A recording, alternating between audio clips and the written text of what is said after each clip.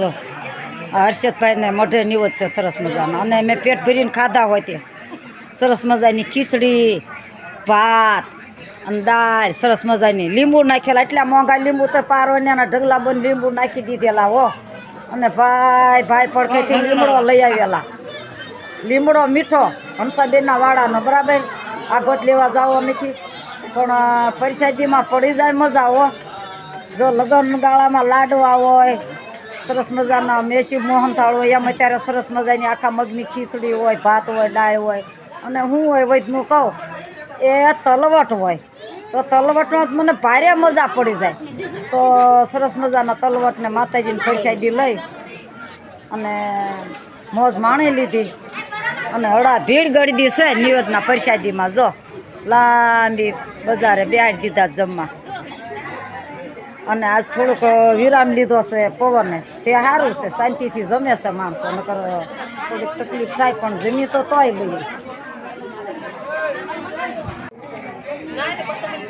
તો સરસ મજાના માતાજીની પ્રસાદી લેવા મળ્યા છે. અને આ શું છે કહું, નિવેદ એટલે શું તો બહુ ખબર નથી, પણ હવે કોઈક વડીલને પૂછવું પડે કે નિવેદ એટલે શું, શાના માટે કહેવાય. લગ્ન ગાળો સમજ્યા તો લગ્નની રસમ ને લગ્નના જમણવાર તો પ્રસાદી બોલવામાં આવે. પ્રસાદી એટલે શું, માતાજીની. તો આગળ કાંક ગૌઢાને મળી અને ગૌઢાની મુલાકાત કરીને આગળ બીજો વિડીયો ઉતારશું. પણ ગૌઢાને પૂછીને કામ કરવું પડે, કારણ કે માતાજીનું કામ રહ્યું ને. તો આગળ કાલે વડીલને મળી અને હું વિડીયો પૂરો કરીશ. ત્યાં સુધી મારા વિડીયોને વિરામ લઉં છું. લેજા માતાજી. આ 3 જણા વાહે રહ્યા માતાજીની પ્રસાદી લેવા. લગ્નનું જમવા જાય ને તો જમવા જાય એમ બોલાય. માતાજીનું ભોજનનો જે રસોઈ રાંધેલું હોય તો એને પ્રસાદી કહેવાય ને, પ્રસાદી કહેવાય ને.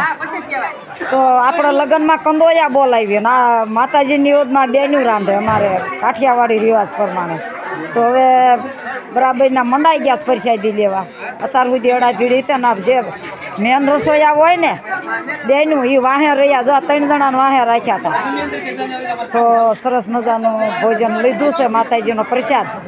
તો બીજું કાંઈક ગઢા પાસે વડીલો પાસે જાણકારી મેળવી અને આગળનો વિડીયો બીજો કાલે સવારે પૂરો કરીશું, બરાબર ને. જો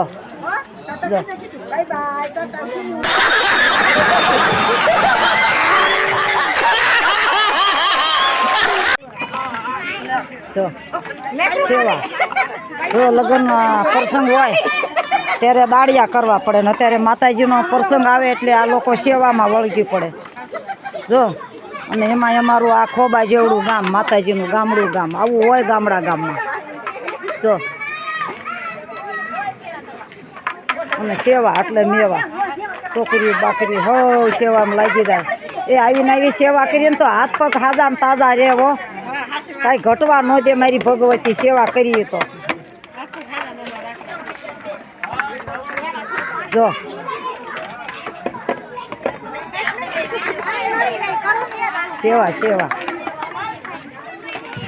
સેવા અને મળે મેવા. કેવા સેવા કરે સરસ મજાના. તો ફરી મળશું કાલે સવારે. જય માતાજી. અત્યારે બસ આટલું.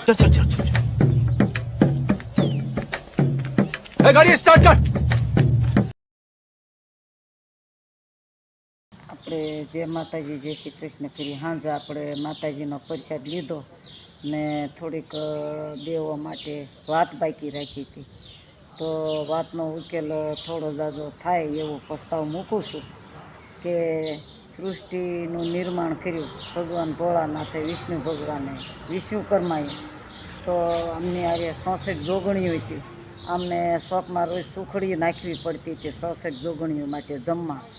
તો વિચાર કર્યો દેવોએ, એની કમિટી કરી કે આપણે સૃષ્ટિ ઉપર મનુષ્યનું આગમન કર્યું. તો મનુષ્યનું આગમન કરી એકલમલ થાય તો સ્ત્રી બનાવી ને આ લોકોને બાળકોનું આગમન કરી અને આ સૃષ્ટિ ઉપર દેવોએ મનુષ્ય થાપ્યા ને મનુષ્ય પ્રગટ કર્યા. તો મનુષ્યને એક દેવી આપી દીધી માતાજી. કે જે તે માગો દેવી પસંદ કરો એ દેવી તમને દેવી. તો દેવી એટલે કુળ ને પેઢીને અનુસાર થાપી અને બેઠાડવી માં એનો મઢ બનાવો. 12 મહિને એક વખત આપજો જમવા, રોજ નહીં આપવું. રોજ તો ઉંમરની માને આપવાનું, ડુંગરની માને રોજ નહીં આપવાનું. આવું નિર્માણ કરી અને આવું આગળ નક્કી કરેલું દેવોએ. તો કોઈએ સાવનમાં લીધા ને કોઈએ ખોડિયારમાં લીધા ને કોઈ મેલડીમાં થઈ 66 જોગણીએ મેલ ઉતારી અને દૈત્યો હેરાન કરતા હતા તો મેલડી બનાવ્યા 66 જોગણીએ મેલના. તો મેલડીને એવા બધાય હારા મોળા કામ કરવા પડતા હશે અને કરતા હશે. સિંધે છે મેલડીના આવા અઘરા કામ હોતી મેલડીને સિંધે છે માણસો. આ કળીકાળ કળિયુગમાં હજી પણ મેલડીનું માન જાળવી રાખ્યું છે. એટલું જ નહીં તો 12 મહિને આઠમાં આવે, ત્રણ આઠમ. માં આઠમ આવે, એક આવે 4 મહિનાની 4 આઠમ આવી જાય. તો આ આઠમની અંદર માતાજીને નિવેદનું નક્કી કર્યું કે આ માતાજીને નિવેદ કરવા ખીચડી, લાપસી, તલવટ આની અંદર 2-5 બીજા દેવતાઓને આપ્યા. માતાજી કે અમે હાવ એકલા નહીં. તો આ બધા દેવતાઓને 9 દેવતા મઢની અંદર બિરાજમાન કરીને 9 નિવેદનું નક્કી કરેલું આ લોકોએ. તો 9 નિવેદ કરે છે મઢની અંદર માતાજીને. કોઈને નિવેદ જુવારે ખીચડી જુવારે, તલવટ જુવારે, સુખડી જુવારે, આમ 9 નિવેદ કરી અને માતાજીને જમાડી. અને આવા બધા મેં ગઢિયાઓ પાસે સાંભળેલા. ગઢિયાઓ અત્યારે ગઢિયાને ક્યાં લેવા જવા? તો ગઢિયાઓ પાસે થોડુંક સાંભળ્યું હતું પણ મારે ગઢિયાઓને મોઢે બોલાવવું હતું. પણ ગઢિયાવે આ કળીકાળ કળયુગમાં ઝાઝા રહ્યા નથી. રહ્યા છે એ બિચારા ને કાંઈ જાણતા નથી. કે મેં તો નિવેદ કરીને જુવારતા, આગળ કાંઈ નથી જાણતા. તો અત્યારે મારો વિડીયો પૂરો કરી અને કોઈ નવા બ્લોગ સાથે મળશું. તો અત્યારે જય માતાજી કરી લ્યો. જય માતાજી.